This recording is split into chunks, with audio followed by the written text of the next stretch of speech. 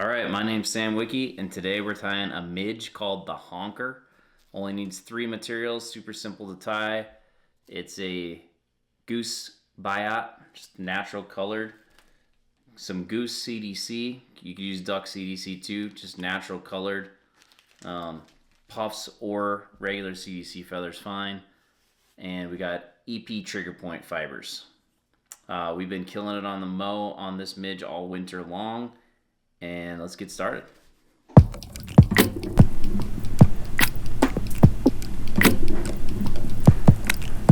All right, we're starting off with 12-aught nano silk thread.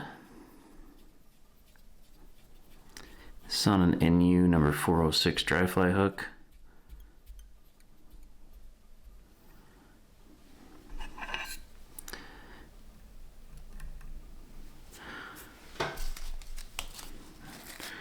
Again, this is a super simple fly, just these 3 materials.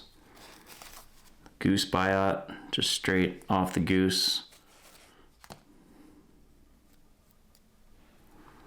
We're going to tie this with the C channel facing up, so when we wrap it forward, it wraps flat. About halfway down the Biot is fine.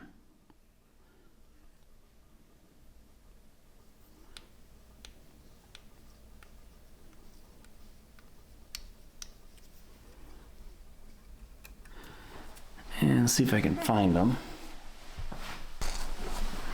But I like to use the Stone Foe hackle pliers when wrapping Biots. So we're just going to wrap this again with the C facing down to the hook. So we just get a fairly smooth body with just a little bit of segmentation here.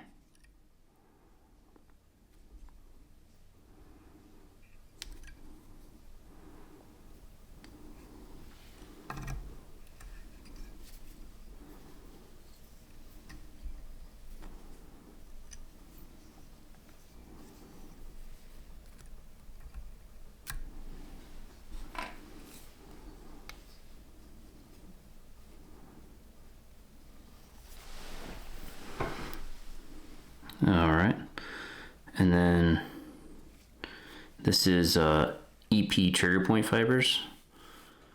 I've tied this fly a few ways using different size EP fibers for this for the legs of this midge. And I think the trigger point fibers look the most realistic. So we're gonna go with. I've caught fish just on regular black EP fibers too. I don't know that it matters a whole lot. So if you have any blackish, darkish synthetic fibers, it'll probably work for this fly. All right, we're gonna put those in a little dubbing brush. Dubbing loop, I guess.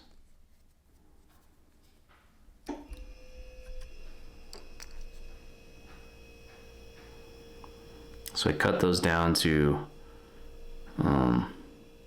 maybe 3/4 of an inch. I'll cut them down a little bit more once I get them in the loop.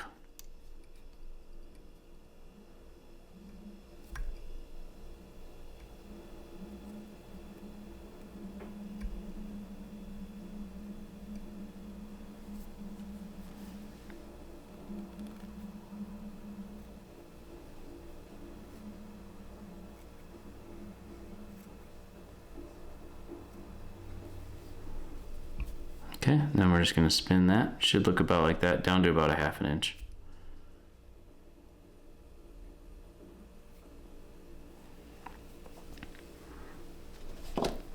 Then I like to just brush them out a little bit.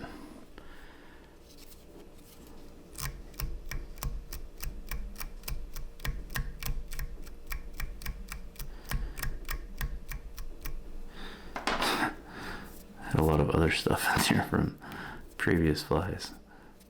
It might have stuck in my brush. All right, then we're not going to take a ton of spins of this, but we will do 2 or 3. We definitely, this is definitely part of what helps float this fly, and also it's what we want dimpling the water. So I guess that was like 2.5 or 3 turns.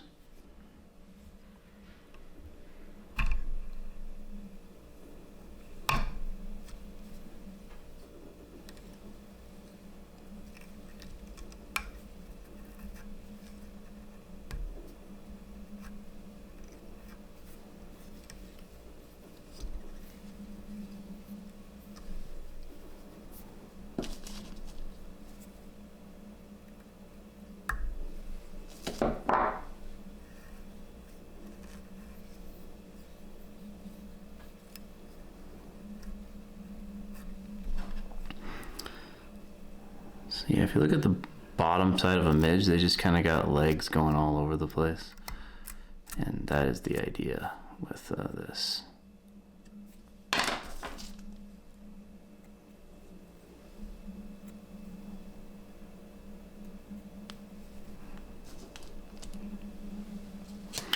All right, and then it's called the Honker because we use a Goose Biot for the body, and then a Goose CDC for the front wing. And Midge's wings just sit back over the top of the bug, so we want these to kind of stand up. This is if you're a waterfowl hunter, there is a lot of CDC feathers on a goose, and they float really well.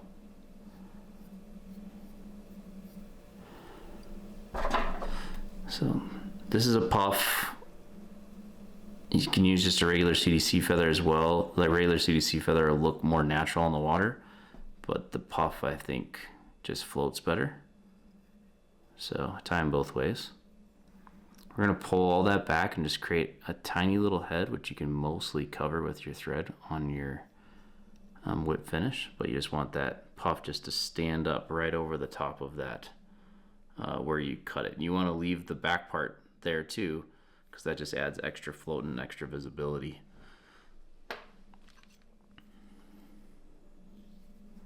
So it's a really simple fly, just really 3 steps, but proportions are the important part of this fly.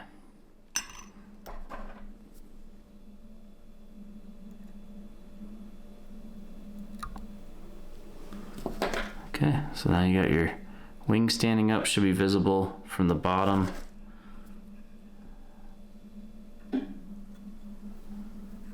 You want those, you don't want any legs to come down too far past your bend of your hook. You want it to look something just like that. That is the Honker. Super simple fly, little midge pattern that works really well.